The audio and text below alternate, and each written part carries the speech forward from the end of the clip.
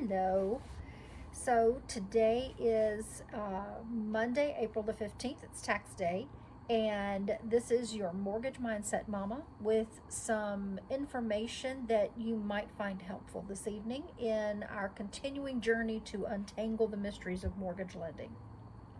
And this one came to my mind earlier today simply because I had somebody who called me up and she had no clue how or where mortgage rates came from. So I thought that is a great thing to talk about this evening.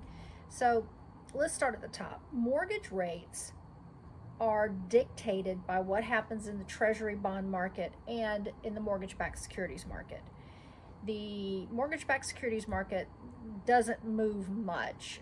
Under normal circumstances, what that means is you've got big lenders who are selling off blocks of mortgages in the secondary market to other lenders who, for whatever reason, want to buy them.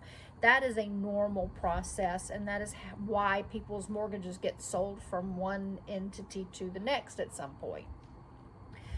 The last time that affected the mortgage rates was when COVID started, and I'll never forget this.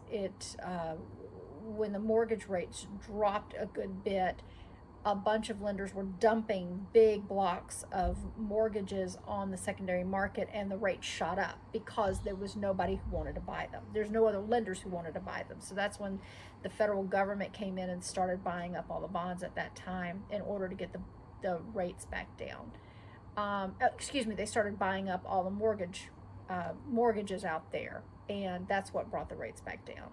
And that happened like over a 24 to 48 hour period of time. So it happened rather quickly. But anyway, having said that, really what you need to be watching is the treasury bond market.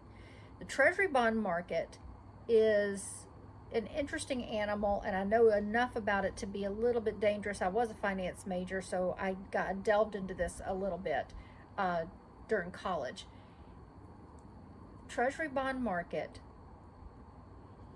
has a price that they put on the bonds, and then it has a yield on the bonds, and there's an inverse relationship there. When the prices go up, the yields go down. When the prices go down, the yields go up. Prices go up or down based on demand. Basically, it means if people are fleeing the stock market, or they manage how much they want to put in the stock market versus how much they want to put in the bond market. So really what everybody, if you're interested in following this and being kind of the nerd that I am and watching this, because I obviously do watch this quite a bit, I always go and watch and see what the 10-year treasury yields are doing. That's predominantly where you're going to find what mortgage rates are doing.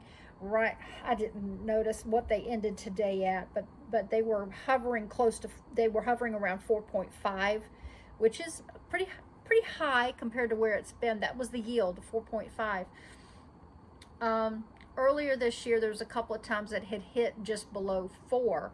So as you see that yield, where it's at today is 4.5. As you see that yield going up, what you're going to see is mortgage rates go up. As you see that 10-year yield going down, you're going to see mortgage rates go down. So now keep in mind, lenders have a tendency to go up much quicker than they are to go down. But needless to say, that's a good indication of what's going to go on. So if you're like me, the geek that I am, watching these numbers all the time, I love to go to CNBC every morning, and I go pull up the stock market and the bond markets. It just says the markets. There's a tab on their website, and I go pull up the markets, and I go immediately to the U.S. Treasury bonds, and I go see what the 10-year yield's doing. And that 10-year yield, whether it's going up or down, and it will tell you, is it gaining, is it going down? I can pretty much gauge how my rates are going to react once they come out. Most lenders have their rates come out somewhere around 10:30ish to see how the bond markets are balancing out, because I think that they open up at 9, so they give them an hour and a half to see how things are going to pan out. Anyway, having said that, rates are a little bit on the rise.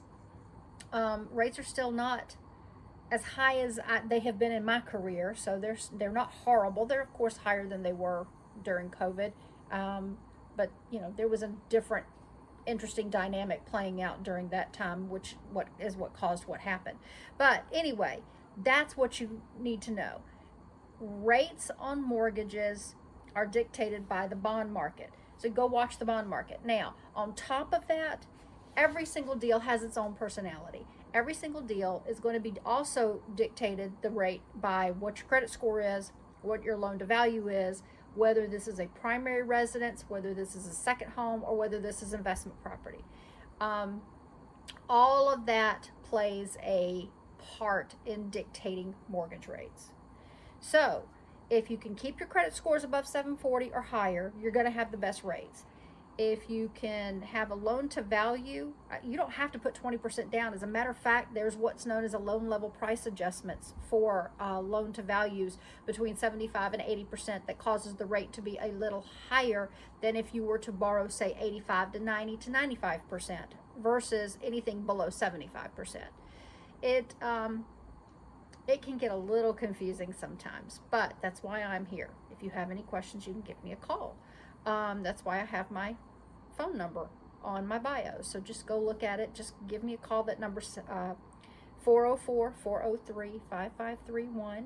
I would be delighted to help explain any more of this if you have any questions about it. So keep watching the bond market. Go pull up that website. It's real easy to look at. I also kind of watch the news. The news is interesting because some of the news, the markets respond to the news so interestingly to me. It's funny to see what news comes out and how the bond market and how the stock market reacts to it. So, having said that, you guys give me a call if you have any questions. Other than that, you have a delightful evening, and I will talk to you in the next video. Thanks. Bye-bye.